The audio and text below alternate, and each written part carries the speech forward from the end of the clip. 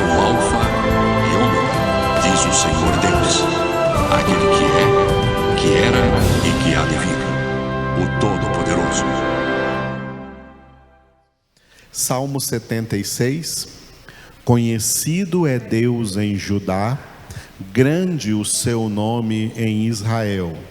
Em Salém está o seu tabernáculo, e em Sião a sua morada. Ali despedaçou ele os relâmpagos do arco, o escudo, a espada e a batalha. Tu és ilustre e mais glorioso do que os montes eternos. Despojados foram os de ânimo forte, jazem a dormir o seu sono, e nenhum dos valentes pode valer-se das próprias mãos. Ante a tua repreensão, ó Deus de Jacó, paralisaram carros e cavalos. Tu sim, tu és terrível. Se te iras, quem pode subsistir à tua vista? Desde os céus fizeste ouvir o teu juízo. Tremeu a terra e se aquietou. Ao levantar-se Deus para julgar e salvar todos os humildes da terra. Pois até a ira humana há de louvar-te, e do resíduo das iras te cinges. Fazei votos e pagai-os ao Senhor vosso Deus.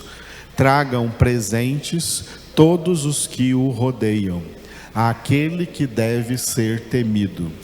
Ele quebranta o orgulho dos príncipes, é tremendo aos reis da terra. O tema que nós vamos abordar hoje, repita depois de mim, diga: ira humana.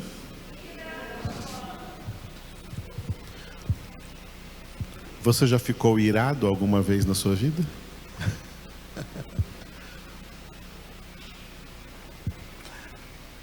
A ira humana é uma realidade da natureza humana, e Deus também fica irado. Ontem nós falamos da ira divina, hoje da ira humana. Mas vamos fazer uma comparação entre a ira do homem e a ira de Deus. A ira é um sentimento natural. O que significa um sentimento natural? Significa que em si ela não é pecado. É um sentimento natural. Assim como você aproxima a sua mão de alguma coisa quente, você sente o calor. É um sentimento natural. Você aproxima a sua mão de uma coisa gelada, de uma pedra de gelo, de um cubo de gelo, você sente frio. É um sentimento humano. Quando alguma coisa acontece assim, ameaçadora na sua vida, um risco de acidente quando está dirigindo, por exemplo, você tem um sentimento de medo naquele momento. É um sentimento natural humano que te protege, tá? Que leva você a tomar uma determinada atitude. É um sentimento humano, você sente o medo. Você também, quando acontece alguma coisa que te entristece, você sente a tristeza. Nós sentimos, a tristeza é um sentimento humano natural. Posso citar aqui vários sentimentos humanos. Nós somos seres emocionais. A alma que Deus nos deu é uma alma emocional. Ela sente. Os sentimentos são úteis, porque os sentimentos existem para captarmos a realidade circunstancial em que nós estamos vivendo. E aí então, decidirmos qual deve ser a nossa atitude diante dessa realidade. Quando tudo está bem, está tranquilamente, você sente aquela paz interior. É um sentimento natural quando tudo está bem. Quando você está com problemas, por exemplo, dívidas, sei lá. Você tem um sentimento que te atormenta, que é a preocupação. Como eu vou fazer para resolver esse problema? Aí você fica previamente ocupado com aquilo. Preocupação. É um sentimento natural humano. A ira também é um sentimento desses. Então, quando você ficar irado, é um sentimento, é porque você está passando por um momento de contrariedade. Diante de uma contrariedade, é normal que o ser humano fique irado. É normal que o ser humano fique irado. Até Deus fica irado. Só que a Bíblia ensina para nós o seguinte: irai-vos e não pequeis. Não se ponha o sol sobre a vossa ira, não deis lugar ao diabo. O pecado não está na ira. O pecado está no que a pessoa irada vai fazer movida por essa ira. Se você agir segundo a ira, você peca. A ira não é pecado. Mas se você agir segundo a ira, aí você peca. Essa ação que você fizer será pecado. O único ser que pode agir segundo a sua ira, sem pecar, é Deus. Deus pode agir na sua ira e Ele não peca. No que Ele fizer é justo. Tiago escreveu na carta de Tiago, que a ira humana, a ira dos homens, não realiza a justiça de Deus. Então, por mais que você tente justificar o motivo pelo qual você ficou irado, por mais que você tenha, vamos dizer assim, razão para ter ficado irado, você não tem nenhuma razão diante de Deus para agir conforme essa ira. Deus é o único que pode agir conforme a ira, que Ele não peca. Mas qualquer um de nós que agir irado, essa ação é pecado. Estará pecando, estará dando lugar ao diabo. Por isso irai-vos, porque é impossível viver sem se irar, mas não pequeis. Então, alguém poderia perguntar: o que eu faço com a ira quando eu ficar irado? Faz o que Jesus disse em Mateus capítulo 6, versículo 6. Entra no teu quarto, fecha a tua porta e ora ao teu Pai. Assim como somos ordenados, orientados na palavra, Filipenses 4, a lançar sobre Deus, em oração, súplicas, as nossas ansiedades. As ansiedades é tudo aquilo que vem na carga emocional. A nossa alma é muito ansiosa, e o remédio para essa ansiedade é a oração, é lançar diante de Deus. Paulo falou isso em Filipenses 4, Pedro falou isso em 1 Pedro capítulo 5, lançando sobre Ele toda a vossa ansiedade, porque Ele tem cuidado de vós. As ansiedades, olha, o pecado que nós cometemos, um dos pecados que nós cometemos é querer lançar as nossas ansiedades sobre as pessoas, sobre a família, sobre as pessoas que nós trabalhamos. Queremos lançar sobre as pessoas as nossas ansiedades. Ficamos irados, queremos lançar essa ira, agir conforme essa ira contra quem nos fez ficar irados. Esse é o nosso pecado. Nenhuma espécie de ansiedade produzidas pelos sentimentos da alma, entre esses a ira, nenhuma ansiedade pode ser lançada sobre os outros. A palavra de Deus nos ensina a lançarmos sobre Deus. Por isso Paulo disse, né, repetindo novamente Filipenses, né, não andeis ansiosos de coisa alguma, antes sejam conhecidas diante de Deus as vossas orações, pela súplica e com ações de graças. E a paz de Deus, que excede todo entendimento, guardará vossos corações e vossas mentes em Cristo Jesus. Ninguém deve conhecer as tuas ansiedades.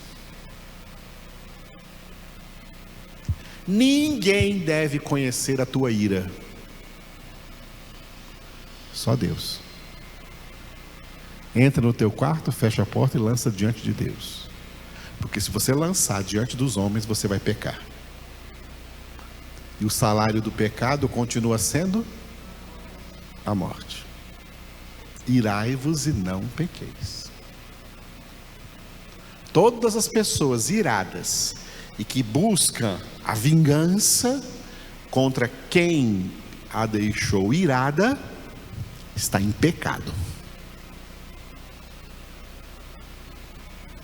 Porque a ira do homem não realiza a justiça de Deus. Eu só introduzi o tema, vamos trabalhar nele, porque nesse Salmo 76, nós vimos que ele tem um desenvolvimento, né, que não está hoje ali no slide, que vai do versículo 4 até o versículo 10, e esse desenvolvimento, nos versículos 4 até o 6, Asaf louva a Deus, dizendo, tu és ilustre. Mas do versículo 6 até o versículo 10, Asaf louva a Deus dizendo, tu és terrível. E aqui tem um grande ensinamento que nós temos sempre recordado aos irmãos, aqui nesse Salmo 76, que é um ensinamento que Paulo resumiu em uma frase lá em Romanos, capítulo de número 11.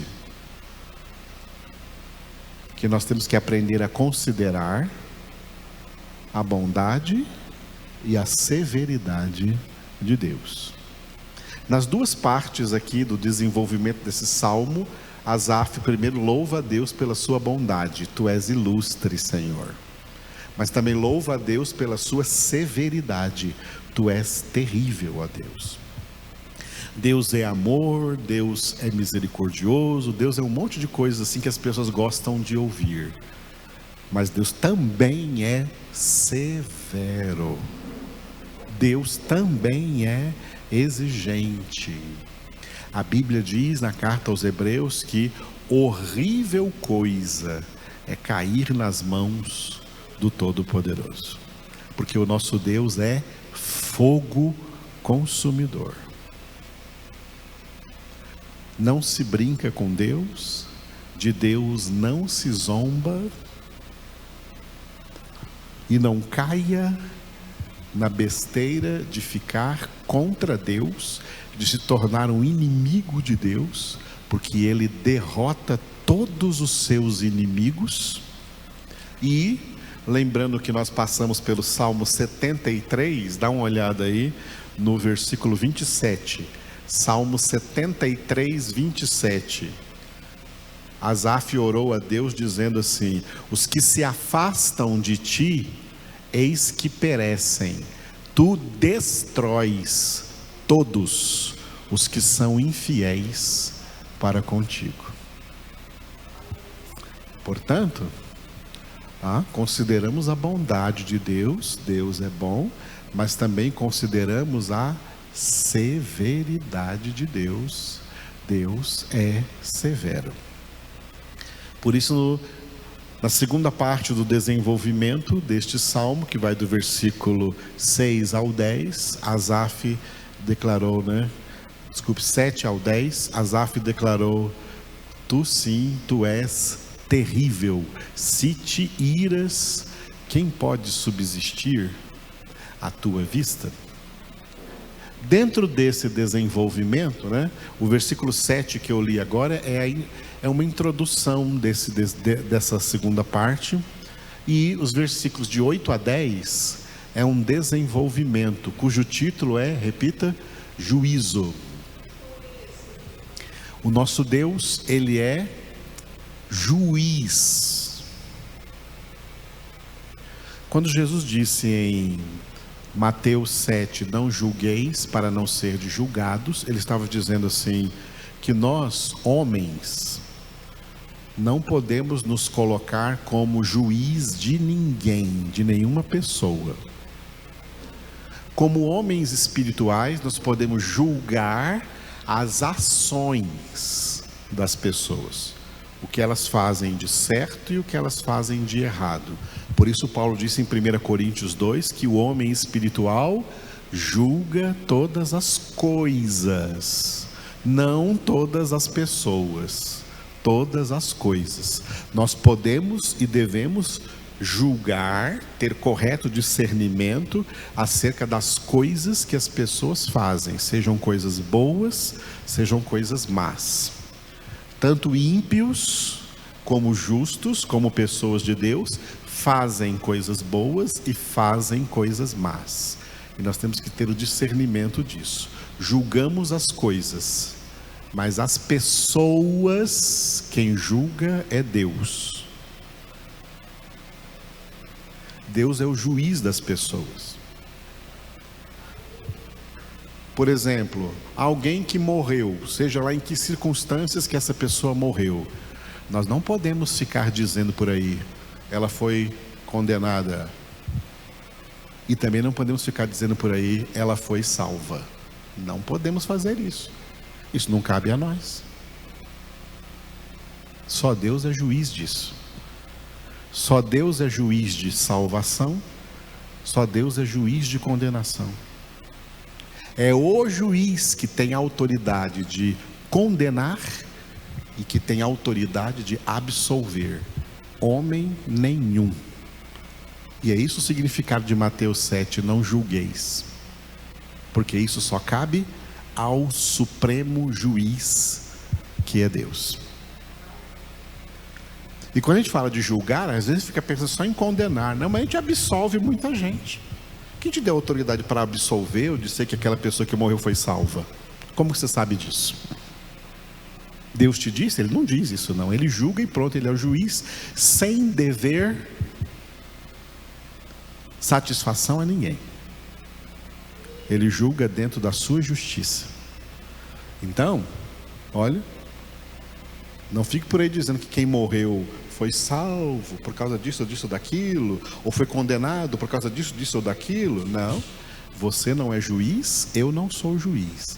Deus é juiz e Ele exerce plenamente o seu juízo sobre toda a humanidade, sobre todos os homens.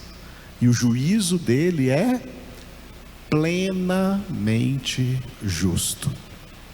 Então esses 3 versículos abordam esse tema do juízo de Deus. Nós já vimos que esses 3 versículos, 8, 9 e 10, estão divididos da seguinte forma, né? O 8 e o 9, que nós terminamos no domingo passado, falando sobre isso que eu falei agora, diga juízo divino. Repita aí, juízo divino. Muito bem. Terminamos esse tema no domingo passado. E hoje, no final do desenvolvimento aqui do Salmo 76, o versículo 10, cujo título é, vocês já repetiram comigo, repita mais uma vez, ira humana.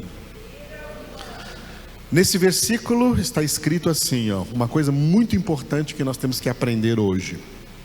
Pois até a ira humana há de louvar-te, e do resíduo das iras te cinges. Vamos repetir? Pois até a ira humana há de louvar-te, e do resíduo das iras te cinges. Bom, vocês viram ali, né, no slide que eu sublinhei o título que eu dei também para esse versículo, ira humana, que eu já comecei aqui a falar para vocês. As pessoas se iram, isso é algo natural, é um sentimento natural. Mas, Efésios capítulo 4, o apóstolo Paulo escreveu: irai-vos e não pequeis.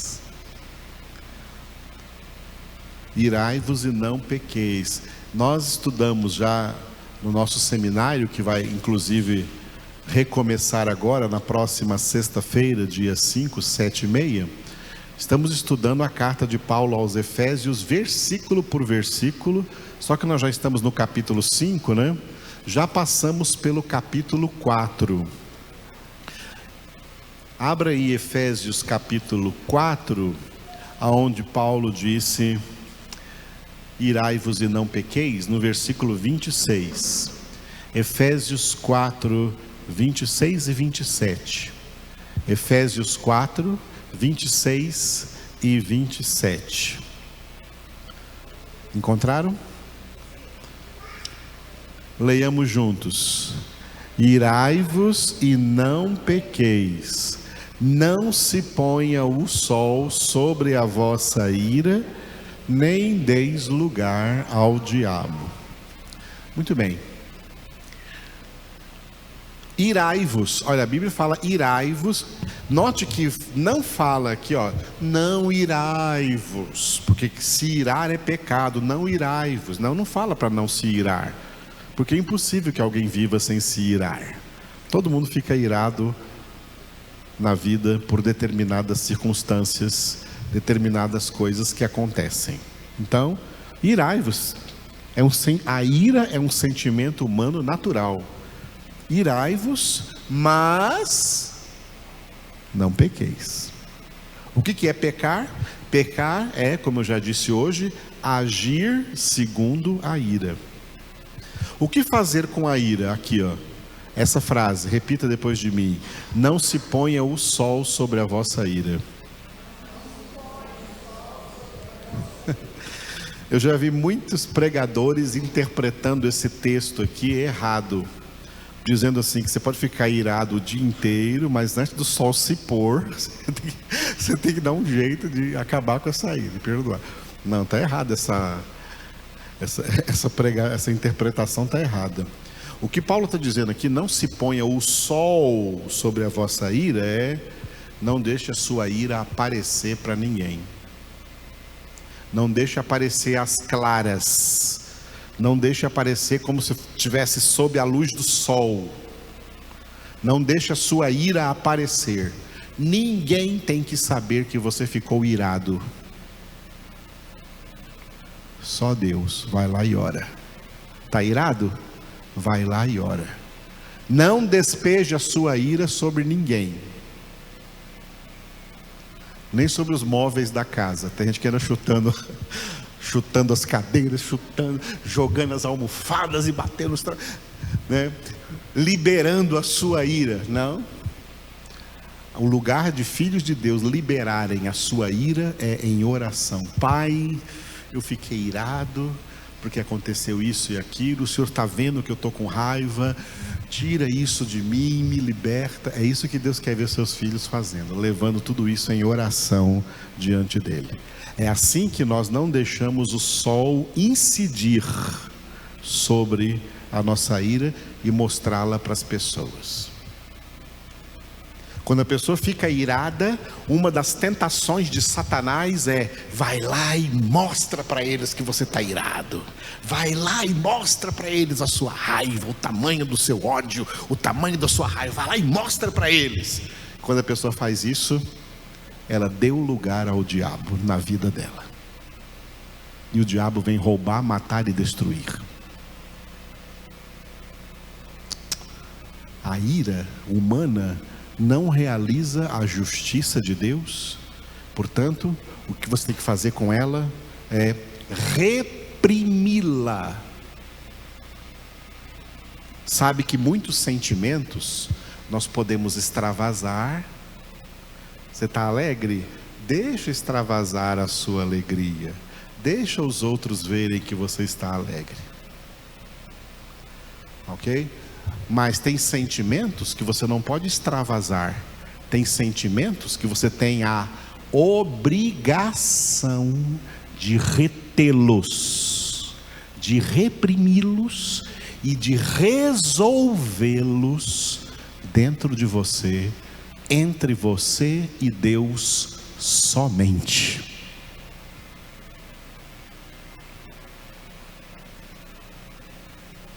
Ficou irado, você não tem que resolver isso com nenhuma pessoa. Eu vou lá resolver isso agora. Não, você não tem que resolver isso com nenhuma pessoa. Você tem que resolver isso com Deus. Pessoas iradas que vão resolver com outras pessoas, hoje é na bala. Vocês estão vendo por aí nas noticiários. É no feminicídio, é no homicídio. Por quê? Se iraram e agiram segundo a ira e pecaram e deram lugar ao diabo para destruir a vida de todos ao redor nessas circunstâncias, de todos envolvidos nessas circunstâncias. Irai-vos e não pequeis. Não se põe o sol sobre a vossa ira, ninguém saiba que você está irado. Corre para os pés do Senhor e Ele vai te curar.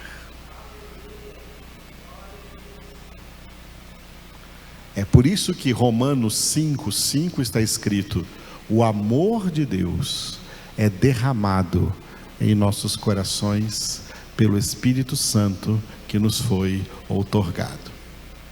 Aí o Espírito Santo substitui a ira, a raiva, o ódio pelo amor de Deus que tudo crê, tudo espera, tudo suporta e jamais acaba.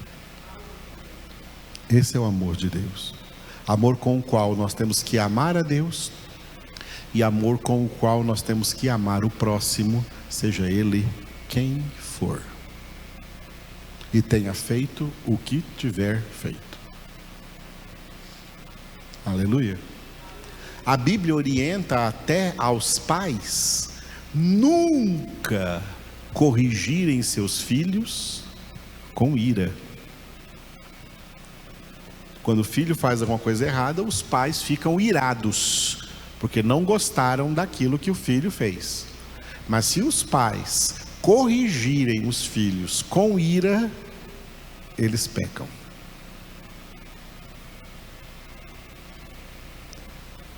Portanto, o pai e a mãe ficou irado com o filho, vai orar primeiro.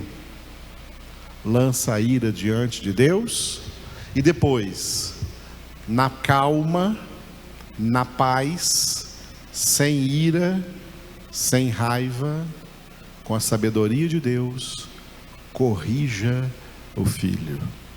Eduque o filho, eduque a filha. Ouviram?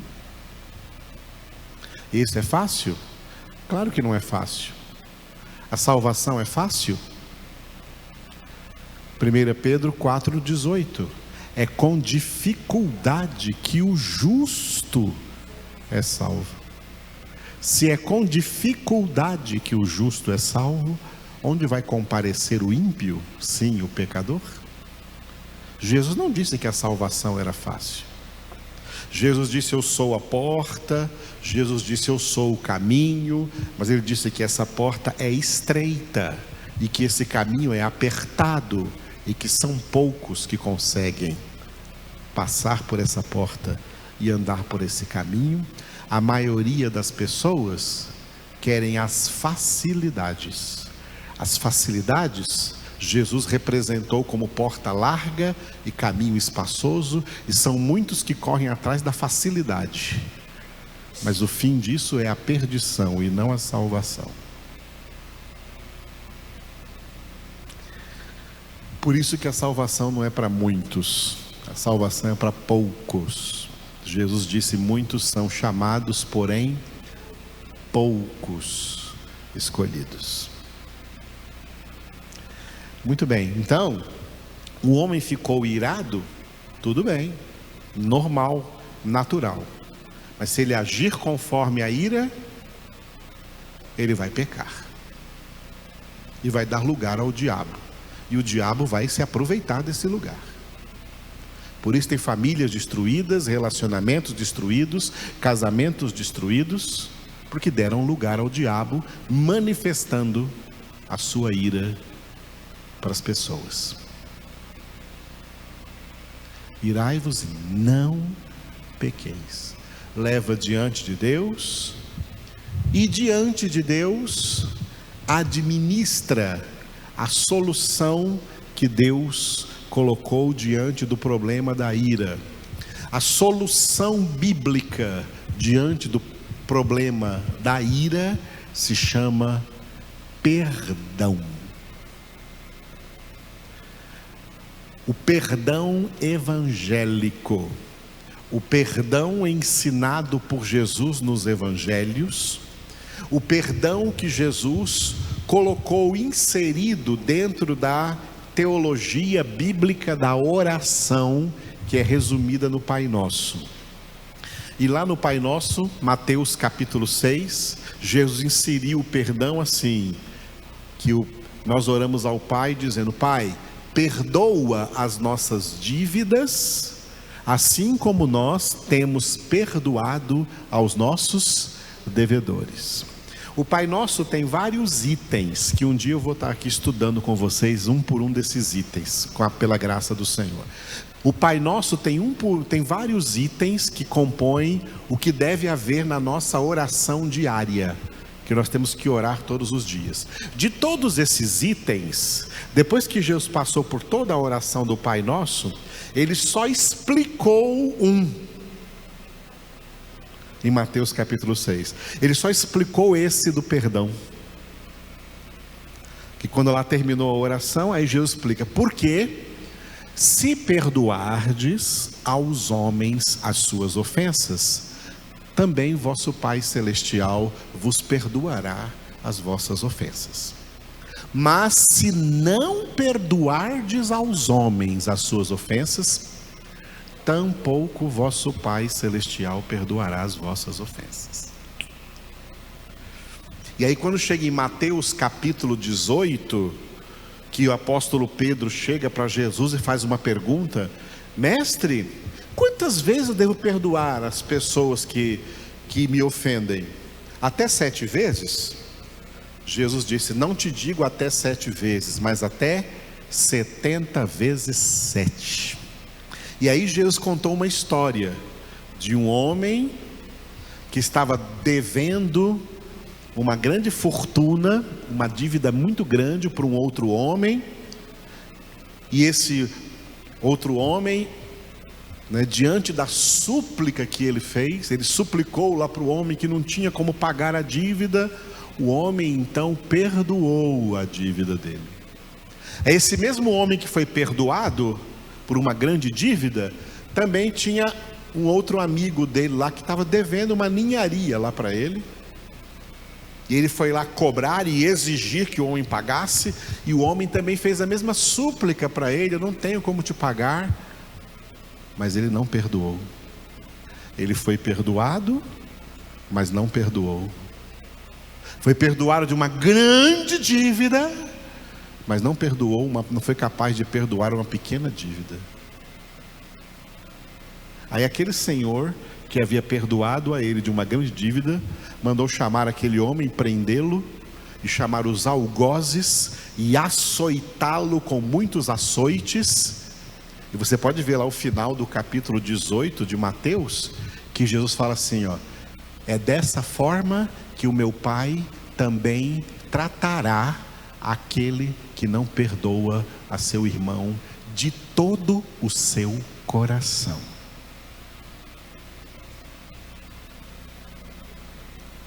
Perdão. Uma vez eu vi um pastor pregando assim: o perdão é uma decisão. Errado, pastor. Que decisão, o quê?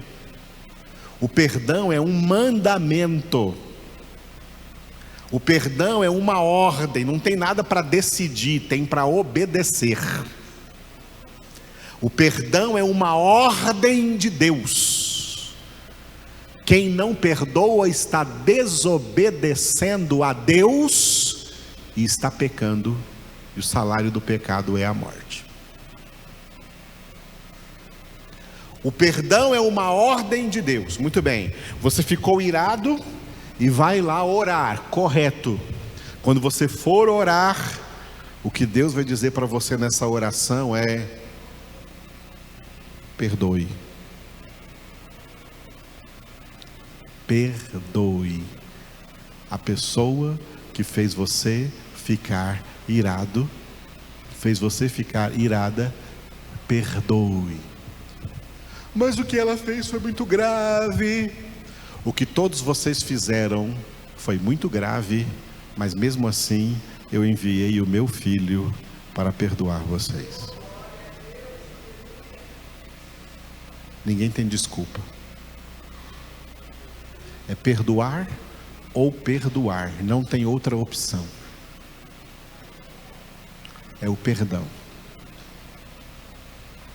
Foi por isso que Jesus nos deu exemplo na cruz do Calvário, quando lá na cruz, uma das 7 palavras da cruz, de acordo com os 4 evangelhos, Jesus falou 7 coisas lá na cruz, e uma delas foi uma oração que ele fez ao Pai, em favor das pessoas que estavam ali crucificando-o. Jesus orou por aquelas pessoas dizendo: Pai, perdoa-os, porque não sabem o que fazem. Orou para que fossem perdoados. Baseado nisso, você já sabe, já entendeu, né? Ficou irado? Vai orar. E lá nessa oração, só sai de lá quando tiver perdoado. E depois do perdão, a raiva, a ira, o ódio foi substituído pelo amor de Deus. Você está amando aquela pessoa de todo o seu coração, aí pode acabar a sua oração, tá bom? Aí você pode sair do quarto, que você não vai causar mais dano nenhum. Muito bem, entendeu isso, né? Entendeu isso? Vamos entender o que significa isso aqui então, que nós lemos no Salmo 76:10. Pois até a ira humana há de louvar-te, e do resíduo das iras te cinges. O que significa isso, essa palavra? Vamos entender essa palavra a partir do que o apóstolo Paulo, sob a inspiração do Espírito Santo, portanto não é mais palavra de Paulo, é palavra de Deus, nos trouxe em Romanos capítulo 12, do 17 ao 21. Romanos 12, 17 a 21. Romanos 12, 17 a 21, últimos 5 versículos do capítulo 12 de Romanos. Eu vou lendo e parando para explicar, e você vai me acompanhando aí da sua Bíblia. Começando do versículo 17. Começa com uma ordem dizendo assim, ó: não torneis a ninguém mal por mal. Alguém te fez um mal, não revide.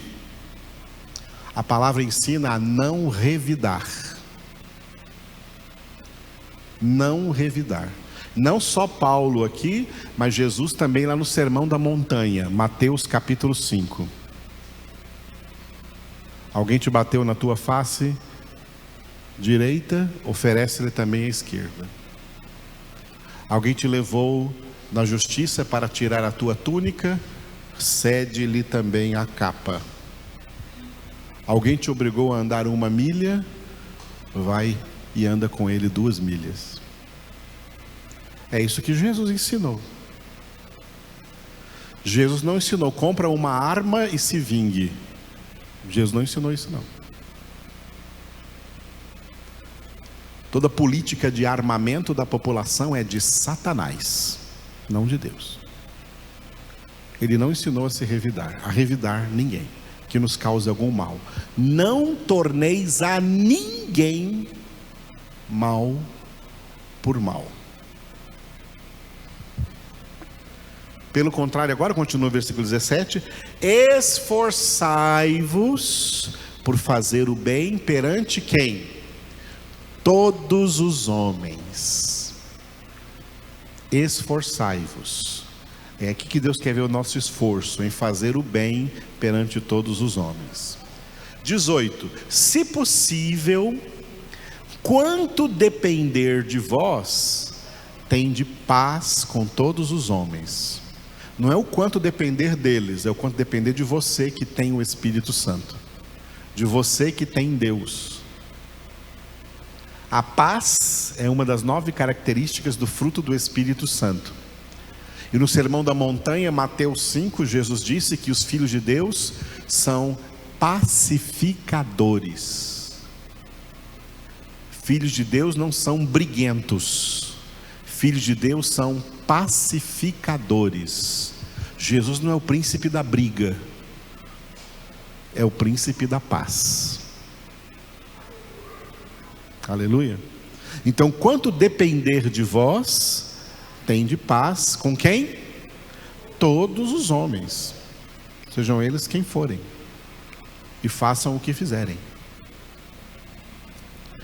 Aí vem o 19, no 19 que está a respeito da vingança. Não vos vingueis a vós mesmos. É a primeira tentação da pessoa irada, é se vingar daquele que provocou essa ira. Não vos vingueis a vós mesmos, amados, mas dai lugar à ira. Essa ira aqui, ó, é a ira de Deus. Dai lugar à ira de Deus. Dai lugar à ira de Deus, porque está escrito, o próprio Deus falando em Deuteronômio 32, 35, e Paulo cita aqui: a mim me pertence a vingança, eu é que retribuirei, diz o Senhor, não você. Aí vem o 20, ó. Pelo contrário, se o teu inimigo tiver fome, esse versículo 20, Paulo está fazendo uma citação de Provérbios, capítulo 25, versículos 21 e 22. Se o teu inimigo tiver fome, dá-lhe de comer, se tiver sede, dá-lhe de beber, porque fazendo isto, amontoarás brasas vivas sobre a sua cabeça. E aí Paulo encerra dizendo: não te deixes vencer do mal, mas vence o mal com o bem. Qual é o ensinamento aqui nessas palavras de Paulo? É o seguinte: você ficou irado? Não se vingue da pessoa contra quem você ficou irado. Leve a sua ira em oração diante de Deus e perdoa. Perdoa de todo o coração, de verdade. É perdoar de verdade. O perdão tem várias características. Uma dessas características é que esse perdão, ele é incondicional. Você não pode impor condições para perdoar. Eu vou perdoar só se a pessoa vier me pedir perdão. Não, o perdão é incondicional. Não importa que a pessoa não venha te pedir, você tem que perdoar do mesmo jeito, e completamente e de todo o coração. É perdoar. Só vou perdoar se a pessoa vier me pedir perdão? Não, isso não é de Deus. Está dando lugar ao diabo, está agindo na ira, está pecando, e o diabo vai destruir. Não, é perdoar. O perdão é incondicional. Jesus não falou assim: Pai, perdoa essas pessoas aqui, só se elas me pedir perdão primeiro, se elas se arrependerem do que fizerem comigo. Não, perdoai-as, Pai, porque não sabem o que fazem. Esse é um mandamento bíblico, é assim a palavra de Deus, tá? Perdoa. Aí o que vai acontecer diante disso? Tá? Você orou diante de Deus, lançando a sua ira diante do Senhor. O Senhor julga, como justo juiz, Ele julga a sua causa. Se você está irado por um motivo realmente justo, você perdoa e Deus se cinge com o resíduo da tua ira. É Ele que vai se vingar por você e não você. Mas preste atenção, hein? Vai falar assim, agora eu vou perdoar porque Deus vai se vingar daquela pessoa por mim. Não. Quem é de Deus não quer que Deus exerça a vingança dele. Quando Estevão foi apedrejado, em Atos capítulo 7, ele orou por aquelas pessoas que estavam atirando pedras sobre ele, e ele orou assim: não lhes imputes esse pecado. Você tem que perdoar, desejando de todo o coração que Deus não exerça nunca a ira dele sobre aquela pessoa. Aí você perdoou de verdade. Mas Deus ficou cingido com os resíduos dessa ira. Deus guardou para você, porque Deus pode fazer isso. Você não pode guardar ira, você não pode guardar, mas Deus pode, porque Ele é Deus, sem pecar, continua sendo santo. Aí Deus guarda aquela sua ira, porque aquela pessoa que você perdoou, diante de Deus ela ficou te devendo. Diante de Deus ela ficou te devendo. E Deus então guarda essa ira para Ele exercer na hora certa. Isso é colocar brasas vivas sobre a cabeça da pessoa a quem você perdoou.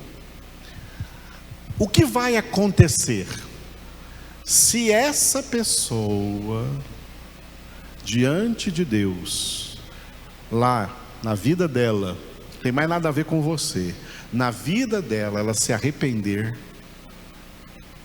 de todo o coração diante do Senhor, esse resíduo da ira contra ela é eliminado e não haverá vingança, porque o bem venceu o mal, triunfou sobre o mal. Se essa pessoa não se arrepender, não se converter, sobre ela continua pesando a ira justa de Deus. E ela vai experimentar isso na condenação eterna. Jesus orou por aquelas pessoas, pedindo ao Pai que as perdoasse. Mas o Pai as perdoou? Dentre aquelas pessoas, o Pai deve ter perdoado somente aqueles que se arrependeram.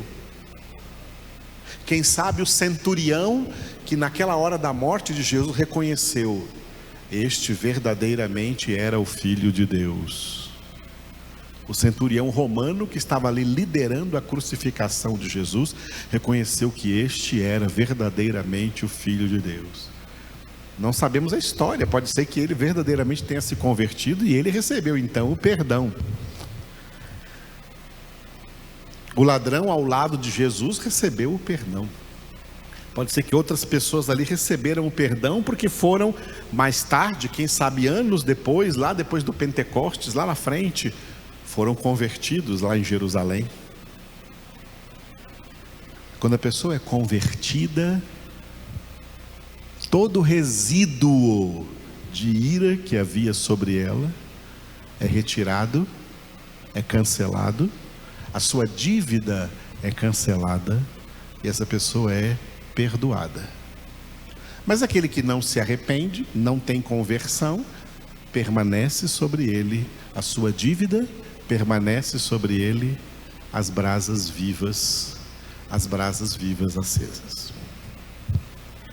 Bom, resumindo, nós, nem eu e nenhum de vocês aqui presentes ou à distância, nenhum de nós pode agasalhar, acolher, reter em nossas almas, em nossos corações, nenhuma espécie, nenhum resquício de raiva, de ódio, de ressentimento, de mágoa contra ninguém.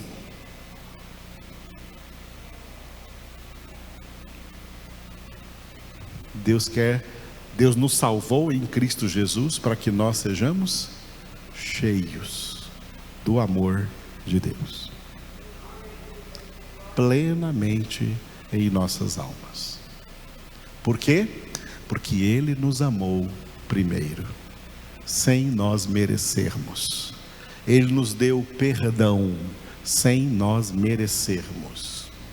Muita gente resiste a perdoar porque fulano não merece que eu perdoe.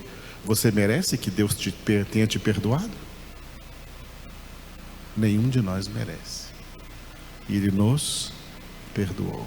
Amados, o perdão é tão bom, o amor é tão bom, a cura que o perdão e o amor traz às nossas almas é algo tão tremendo.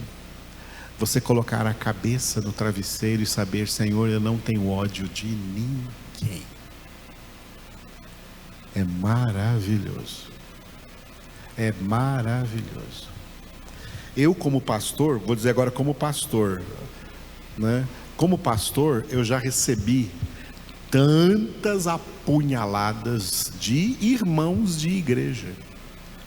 Tantas apunhaladas, tantas chicotadas, tantas traições, tantas fofocas, tantas calúnias, não vou nem dizer de pessoas do mundo, de pessoas de igreja.